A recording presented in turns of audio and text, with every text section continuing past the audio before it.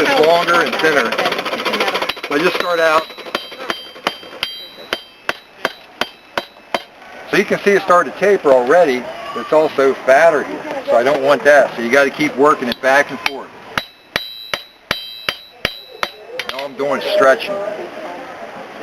But when it gets too cold, put it back in because it's not going to move. It's got to be nice and hot. Very hot, very long. Tell the kids it's a lot easier to go buy a fork. For me. Than to make one. That's just the way it is. The way it is.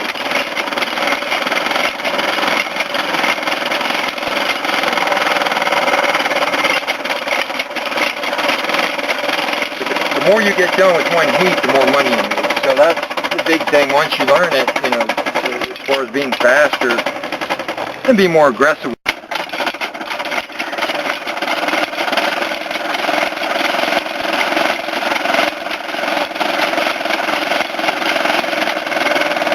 Do you do this to make a living? No, someday maybe. I've been doing it for 11 years, just a hobby. But I've met a lot of neat. I've done a lot of museum pieces. There's a buggy over there belonging to art.